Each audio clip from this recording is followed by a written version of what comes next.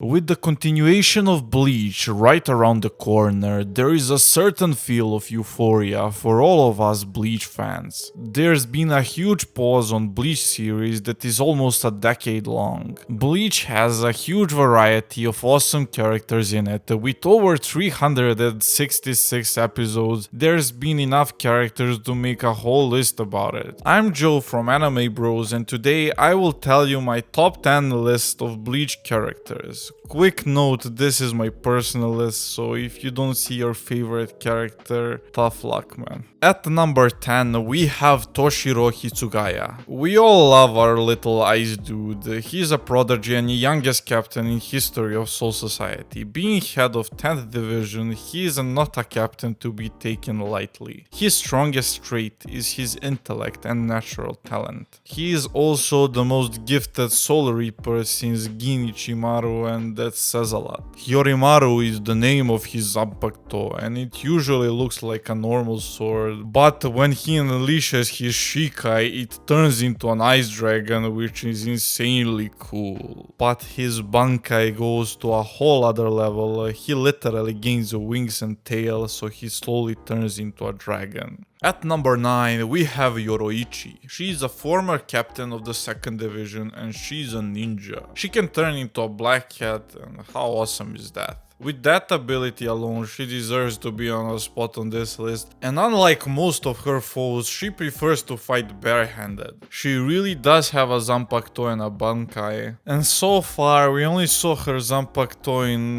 literally 2 seconds, and her Bankai is still a mystery. And personally, if I knew that, I would probably put her higher on this list, but if you played Bleach Brave Souls like I did, maybe this picture can give you a hint. At number 8, we have Byakuya Kuchiki. He is a head of a Kuchiki clan that prides itself to be one of the 4 noble clans. He is also one of the most respected captains in Soul Society, and being a captain of the 6th Division, he holds true to his code of honor, to the point where he even accepted the death sentence to his adopted sister Rukia. He possesses a powerful Shikai where he can summon countless flower petals that are as sharp as razors. In the end, he was proven to be a good guy, and he was only called due to the loss of his wife. At the number 7, we have Ichigo Kurosaki. Bleach would not be Bleach without Ichigo, since he is a main character and probably for most of you your favorite character. He is bestowed powers of Shinigami by Rukia in a desperate attempt to save the situation. His Zanpakuto is unusually big, and they say that the bigger the Zanpakuto, the bigger the potential. He uses one of the most signature moves in anime history, and that move is by the name of...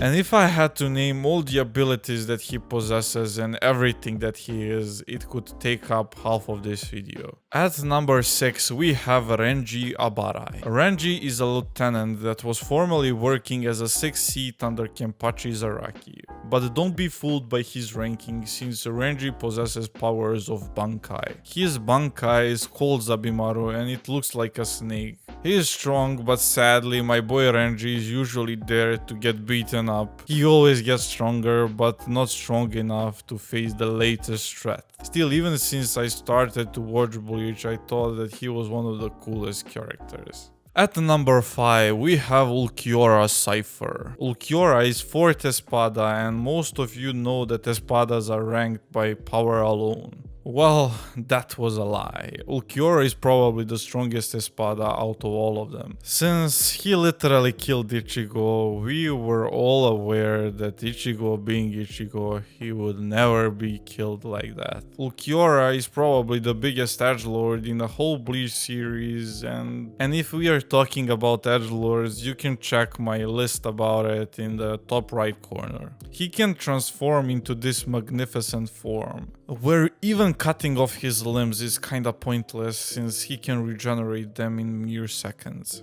His signature move is Lanza del Relampago, which is basically a cool looking javelin that few people saw and even fewer survived.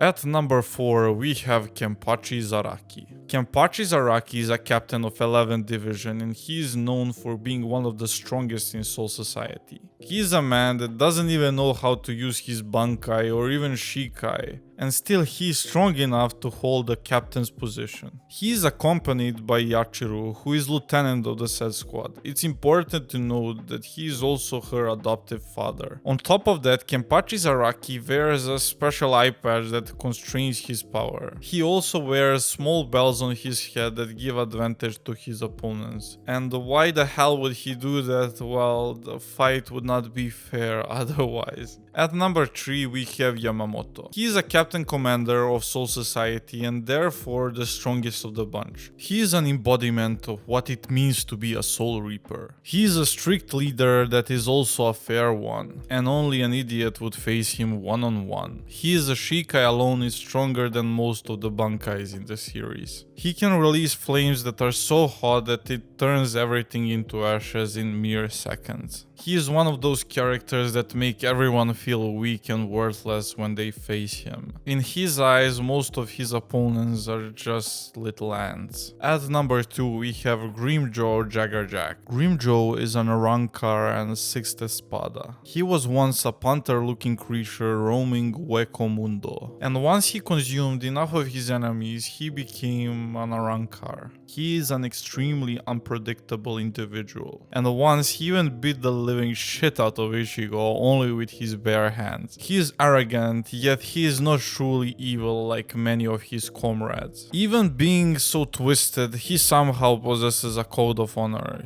Truly the coolest character in Bleach by far, and most certainly he has one of the most unique designs in the whole series, or maybe even in all of anime. At number 1 we have Sosuke Aizen. He is the main antagonist of the show and being one of the best that we saw since the era of Shonen began.